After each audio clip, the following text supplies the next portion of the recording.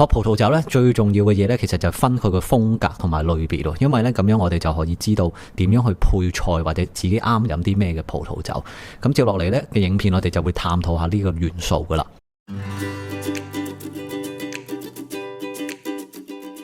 咁首先咧我哋會講話會有分3個唔同嘅類別嘅。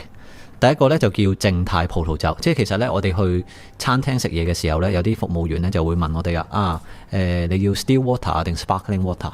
咁用落葡萄酒度咧就係 still wine， 即係泛指嗰啲咧冇氣啊冇加強嘅葡萄酒。正常嚟講咧就係8至15度酒精度嘅，但係大部分咧都係11.5至到14度嘅。呢啲靜態葡萄酒命名嘅方式咧，好多時候咧都根據係嗰個產區嘅名嘅。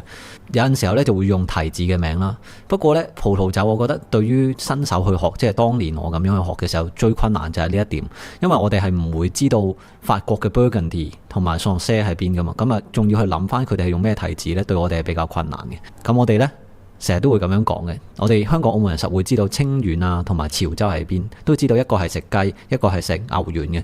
咁所以咧，即係對於外國人嚟講，了解我哋嘅產區咧都係難嘅。但係咧，我哋要去了解翻佢嘅時候咧，其實你慣咗飲開咗咧，你都係會知道邊啲係好啲嘅。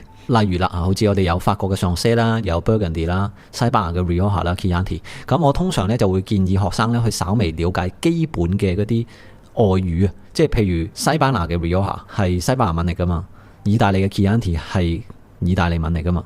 咁所以咧，當你睇到嗰個係乜嘢文嘅時候咧，你考試啊或者你再去了解個葡萄酒，容易啲睇到佢嘅酒標喺邊度嚟嘅。大家都知道啊，真心說話用外語講真心好多嘛。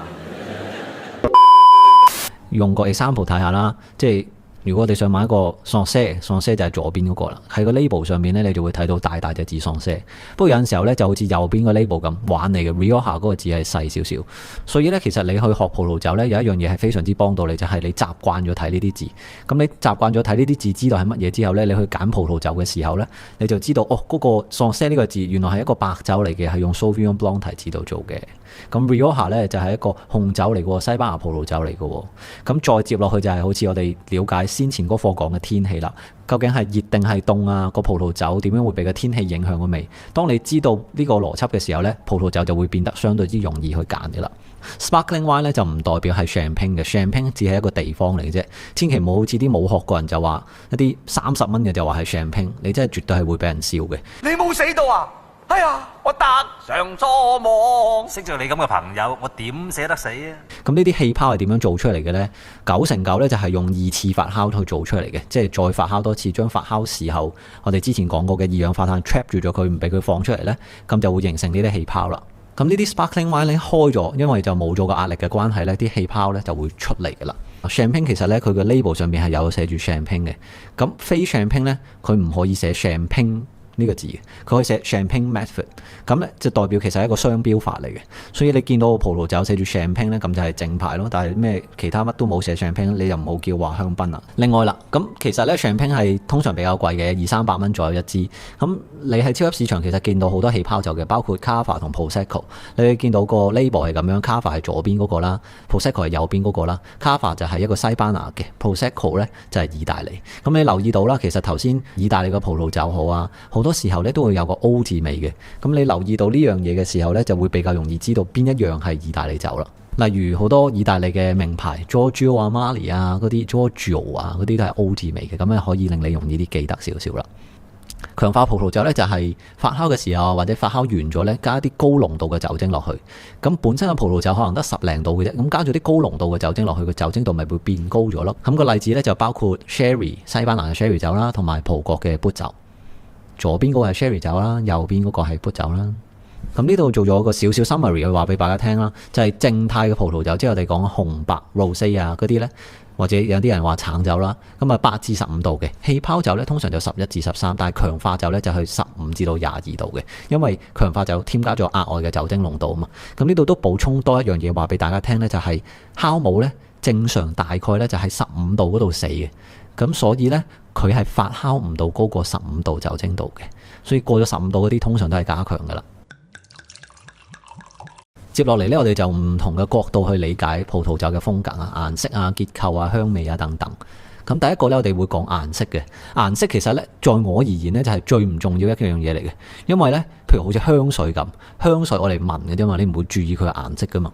葡萄酒係我嚟飲嘅，咁當然外觀會有少少影響。好靚嘅顏色啊，好深嘅顏色，你會覺得佢酒味重啲。但係始終呢樣嘢都係飲落肚同埋聞到噶嘛。咁所以咧，我自己覺得咧，顏色可能佔一個葡萄酒嘅10分至15分。咁但係咧，點樣去影響到佢顏色咧，就係睇提子嘅品種啦。咁譬如好似白酒咁，白酒咧佢就唔好似紅提子咁樣嘅，紅提子係有深色嘅皮啊嘛，所以白酒咧通常咧就好似一啲提子汁咁樣嘅，即係冇乜顏色嘅。咁但係咧黑提子咧唔要咗個皮之後咧，其實都可以整到白酒嘅。另外啦就係紅酒，紅酒咧就一定要攞黑提子去整嘅。咁咧就係發酵嘅時候咧，就係連皮發酵，將提子皮嘅顏色咧就攞咗出嚟，融入咗個葡萄酒當中啦，咁就會深色噶啦。例子就係包括 Rioja 嘅紅酒啦，同埋電視成日講嘅82年拿曲啦，嗰啲咧就係 Cabernet Sauvignon 做嘅，咁呢啲咧都係紅酒嚟嘅。Rosé 啦 ，Rosé 都係攞黑提子做嘅，但係咧浸皮嘅時間就比較短，所以咧就冇提取到咁多色素啊，而造成嘅結果咧就好似我哋超級市場買一啲又唔係話白提子，又唔係紅提子，中間粉紅提子嗰個顏色。咁 White Zinfandel 咧就係其中一種嚟嘅。呢度有個 summary 啦，白酒就包括好似 Chablis 啦、Riesling 啦，紅酒咧就 Rioja Cabernet Sauvignon 啦，粉紅酒咧就 White Zinfandel。呢啲咧其實都係絕對係大部分係睇個皮係點樣嘅。結構特徵啦，點樣去做個葡萄酒，譬如酸度啊、單寧啊、酒體啊等等。咁第一個咧，我哋就講甜度先啦。我哋咧少少甜嘅葡萄酒咧，就唔會叫佢做甜酒嘅，嗰啲咧我哋叫做 off dry 或者 medium sweet 嘅啫。我哋要講嘅咧就係 dry style 嘅葡萄酒，基本上所有葡萄酒，包括法國嘅 Chablis 啊、Sauvignon Blanc 啊、Côtes du Rhône 啊、Chianti 啊呢啲，好多餐廳都會有賣 by the glass 嘅葡萄酒，都係 dry style 嘅。你覺得佢有少少甜咧，即係佢個果味比較濃少少，個糖度唔係咁高嘅。通常 maximum 咧都係4 gram 至5 gram，除非係啲非常之平嘅葡萄酒，100蚊之內、50蚊之內，佢可能會有少少殘糖喺度，吸引下你覺得甜少少好飲啲。半甜嘅葡萄酒咧，我哋就叫 medium sweet 啦。即係其實如果我哋去飲葡萄酒嘅話咧，甜過可樂嗰啲咧先叫甜酒，冇可樂嗰啲咁甜嘅話咧就叫半甜。失戀？有冇可能啊？拍過拖咩？未啊？咁咪咯。我哋筆友嚟嘅。哦，筆友。通咗信3年幾㗎啦，最近佢突然間唔睬我。點解咧？因為我寄咗幅相俾佢。咁呢啲咧就包括一啲德國嘅 Riesling 啦，同埋加州嘅 White Zinfandel 啦。嗱，咁跟住到甜酒啦，甜酒呢啲咧就因為個提子實在太甜啦，因為佢用咗各種方法啦 ，Level 2會學，咁就做到咧，我哋之前講嘅酵母咧係過咗15度嘅時候咧，佢發酵唔到，所以中間就停咗，而令到個葡萄酒咧太多糖喺前邊，咁通常都會過咗100 gram 以上嘅糖咧先叫做甜酒，係非常之甜嘅。例子咧就會有法國嘅 Sauternes 啦，跟住德國嘅 Riesling 啦，澳門成日會有飲到嘅砵酒啦，跟住西班牙某啲嘅 Sherry 酒啦等等。甜度咧大家記得啦，如果你係去餐廳同侍酒師講話要 order 葡萄酒，千祈唔好同我講話要一支甜酒，因為係過100 gram 糖超甜嘅。你應該同佢講要一支 medium sweet 或者 off dry 或者係少少甜嘅葡萄酒啦，因為嗰啲咧就泛指係20 gram 至到去80 gram 嘅糖，咁呢啲咧其實係比較啱。跟住咧就到酸度啦，酸度咧其實咧就直接係個提子度嚟嘅，個提子有幾酸咧，個葡萄酒就會有幾酸噶啦。酸度咧係會令到個口腔分泌口水嘅，其實咧亦都係配搭食物嘅關鍵嚟嘅。咁點解咁講咧？因為咧你會發覺咧，餐廳經常都會有葡萄酒做一個 wine pairing， 但係咖啡啊、茶啊或者威士忌啊嗰啲係比較少嘅。個主要原因咧，我自己感覺上就係覺得咧，葡萄酒嘅 pH 咧係比較正少少嘅。即係點解佢咁樣諗咧？大家即係譬如我哋去餐廳食嘢，佢會俾一個檸檬水嚟噶嘛。咁檸檬個 pH 係好低，但係溝咗水嘅話咧，佢嘅酸度咧就可以令到我哋口腔嘅油膩感係清減一啲。葡萄酒佢自然就會有呢樣嘢啦。譬如甜酒或者一啲酸嘅葡萄酒 pH 係3嘅。紅酒咧，如果熱啲嘅地方啦，佢 pH 就會稍微高少少，咁就會做到我哋配嘢食係非常之啱噶啦。因為個 pH 啱啱好，再加上個葡萄酒額外嘅風味咧，帶嚟個食物咧係會更加 complex 嘅。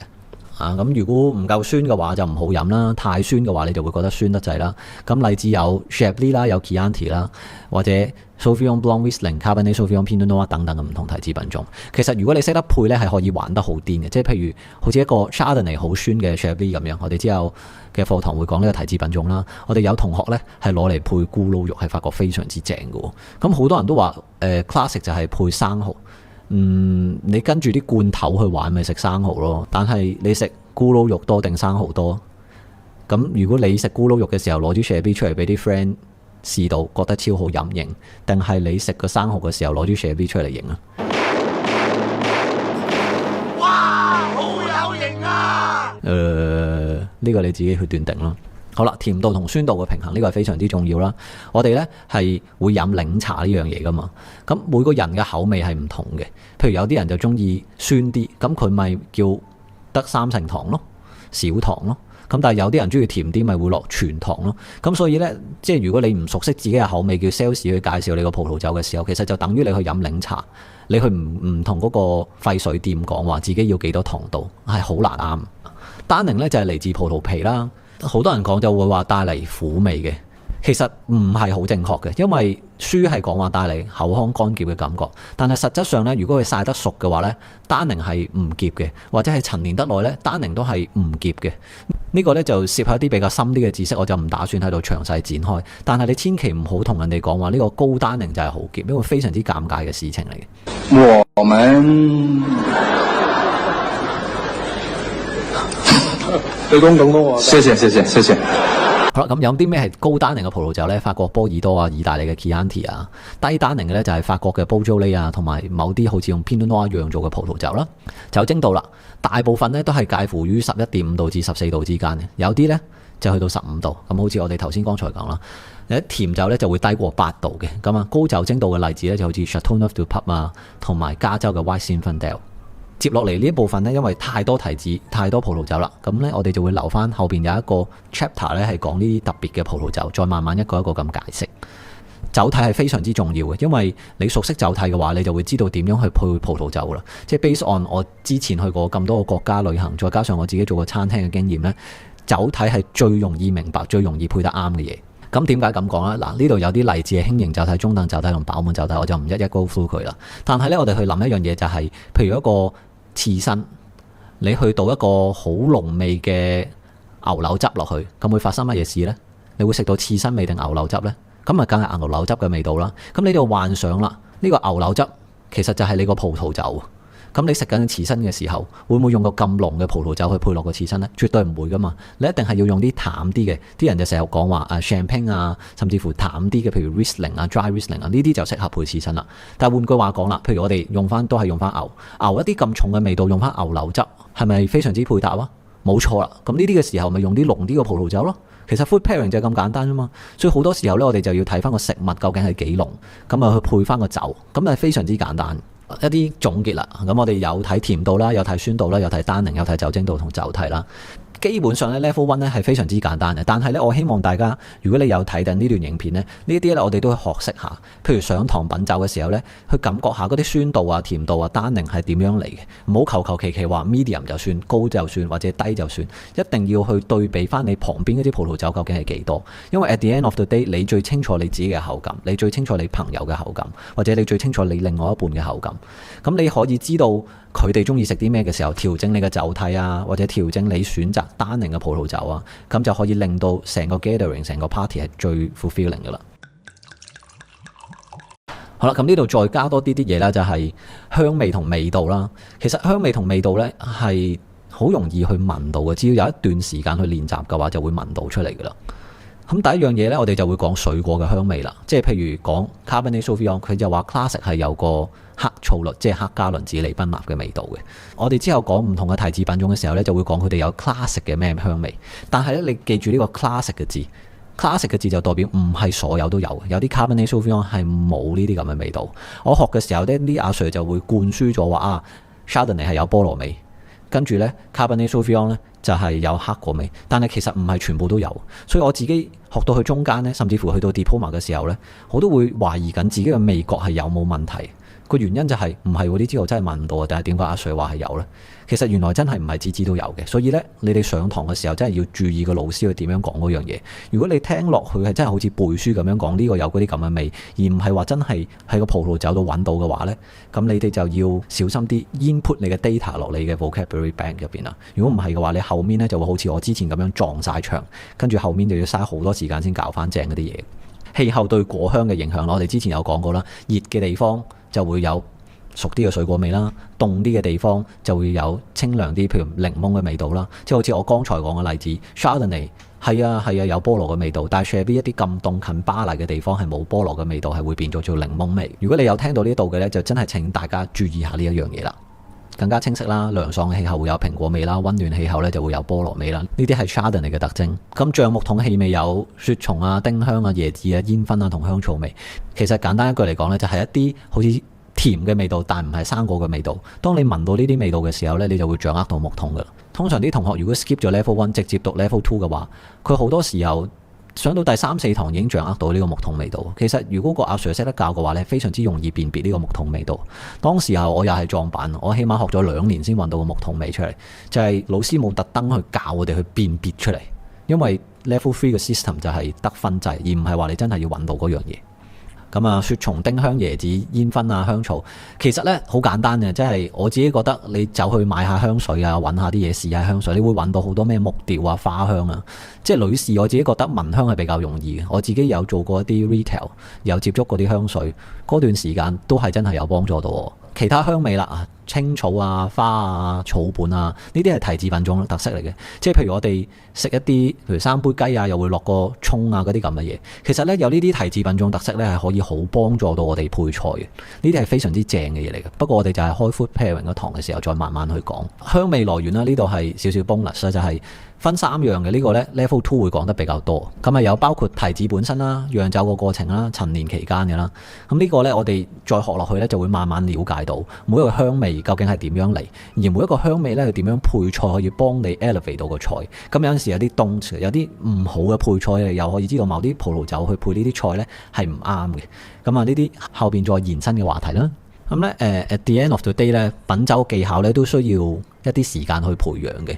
如果你學完2、3堂就話冇乜得着唔學嘅話，其實未必你係真係會達到嗰個境界。其實最理想嘅嘢就係即係自己知道自己中意有啲咩，然之後呢去試下寫下筆記咯。你上我堂嘅時候，我會俾啲 master plan 類似嘅筆記你。咁如果你去模仿下嗰啲筆記嘅時候呢，其實你係可以慳好多錢學葡萄酒嘅，因為你知道嗰個 category 嘅葡萄酒係點樣分，有啲 master 去同你講嘅點樣去分嘅時候，你真係好容易揾到自己中意嘅嘢，同埋你點樣去揀啲好嘅嘢俾人咯。咁啊，呢段影片就講咗好多唔同嘅 style 嘅葡萄酒啦，點樣去叫佢哋啦。